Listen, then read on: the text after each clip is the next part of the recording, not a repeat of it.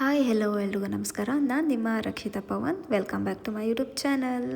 ಇವತ್ತಿನ ವಿಡಿಯೋದಲ್ಲಿ ಹೆಸರುಬೇಳೆ ಪಾಯಸ ಮಾಡೋದು ಹೇಗೆ ಅಂತ ನೋಡೋಣ. ತುಂಬಾ ಈಸಿ. ಮೊದಲು ಒಂದು ಪ್ಯಾನ್ಗೆ 1 ಕಪ್ಪಷ್ಟು ಹೆಸರುಬೇಳೆನ ಹಾಕಿ ಚೆನ್ನಾಗಿ ಗೋಲ್ಡನ್ ಬ್ರೌನ್ ಆಗೋವರೆಗೂ ಹುರ್ಕೋಬೇಕು. ಆದಷ್ಟು ಸಿಮ್ಮಲ್ಲೇ ಇಟ್ಕೊಂಡು ಹುರ್ಕೊಳ್ಳಿ, ಹೆಸರುಬೇಳೆ ಸಿಯೋ ಚಾನ್ಸಸ್ ಜಾಸ್ತಿ ಇರುತ್ತೆ.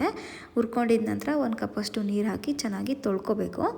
ತೊಳೆದಿರ್ತಕ್ಕಂಥ ಬೇಳೆನ ಒಂದು ಕುಕ್ಕರ್ಗೆ ಹಾಕಿ ನಾನಿಲ್ಲಿ 1 ಕಪ್ ಬೇಳೆಗೆ 2 ಕಪ್ಪಷ್ಟು ನೀರನ್ನ ಸೇರಿಸ್ಕೊಂಡಿದ್ದೀನಿ. ಯಾಕೆಂದರೆ ಬೇಳೆ ಚೆನ್ನಾಗಿ ಸಾಫ್ಟಾಗಿ ಬೇಯಬೇಕು. ಎಷ್ಟು ಚೆನ್ನಾಗಿ ಬೇಳೆ ಬೇಯುತ್ತೋ ಪಾಯಸ ಅಷ್ಟು ಟೇಸ್ಟಿಯಾಗಿರುತ್ತೆ. 2 ಕಪ್ಪಷ್ಟು ನೀರು ಹಾಕಿ ಒಂದು 2ರಿಂದ 3 ವಿಷಲ್ ಓಡಿಸ್ಕೊಳ್ಳಿ.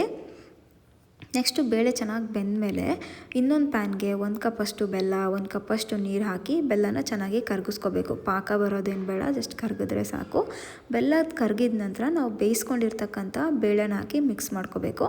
ಇನ್ನೊಂದು ಕಡೆ ಒಂದು ಮಿಕ್ಸಿ ಜಾರ್ಗೆ 1 ಕಪ್ಪಷ್ಟು ತೆಂಗಿನ ತುರಿಯನ್ನು ತೊಗೊಂಡಿದ್ದೀನಿ. ತೆಂಗಿನ ತುರಿಗೆ ಒಂದು 2 ಸ್ಪೂನಷ್ಟು ಹುರಿದಿರ್ತಕ್ಕಂಥ ಗಸಗಸೆ ಮತ್ತು 1-2 ಏಲಕ್ಕಿ ಹಾಕಿ ಚಂದೇ ಒಂದು ಸ್ವಲ್ಪ ನೀರು ಬೆರೆಸಿ ಚೆನ್ನಾಗಿ ರುಬ್ಕೋಬೇಕು. ಅದು ಚೆನ್ನಾಗಿ ರುಬ್ಕೊಂಡಿದ ನಂತರ ಆವಾಗಲೇ ಬೇಳೆ ಹಾಕಿ ಮಿಕ್ಸ್ ಮಾಡ್ಕೊಂಡಿದ್ವಲ್ವ, ಅದಕ್ಕೆ ಕಾಯಿನೂ ಹಾಕಿ ಕಾಯಿ ಪೇಸ್ಟ್ ಏನು ಮಾಡ್ಕೊಂಡಿದ್ದೀವಿ ಅದನ್ನು ಹಾಕಿ ಚೆನ್ನಾಗಿ ಮಿಕ್ಸ್ ಮಾಡ್ಕೋಬೇಕು. ನೆಕ್ಸ್ಟು ಒಂದು ಅರ್ಧ ಕಪ್ಪಷ್ಟು ಹಾಲನ್ನ ಸೇರಿಸ್ಕೊತಾ ಇದ್ದೀನಿ. ಹಾಲು ಹಾಕೋದ್ರಿಂದ ಪಾಯಸಕ್ಕೆ ಒಳ್ಳೆ ಟೇಸ್ಟ್ ಬರುತ್ತೆ. ಇನ್ನೊಂದು ಪ್ಯಾನ್ಗೆ ಒಂದು 2 ಸ್ಪೂನಷ್ಟು ತುಪ್ಪ ಜೊತೆಗೆ ಒಂದು ಸ್ವಲ್ಪ ಡ್ರೈ ಫ್ರೂಟ್ಸ್ ತೊಗೊಳ್ತಾ ಇದ್ದೀನಿ. ನಾನಿಲ್ಲಿ ಒಂದು 2 ಸ್ಪೂನಷ್ಟು ಬಾದಾಮಿ, ಪಿಸ್ತಾ, ಕಿವಿ ಫ್ರೂಟು ಮತ್ತು ದ್ರಾಕ್ಷಿ, ಗೋಡಂಬಿ ಇದೆಲ್ಲನೂ ಕೂಡ ಸೇರಿಸಿ ತುಪ್ಪದಲ್ಲಿ ಚೆನ್ನಾಗಿ ಫ್ರೈ ಮಾಡ್ಕೊಂಡಿದ್ದೀನಿ.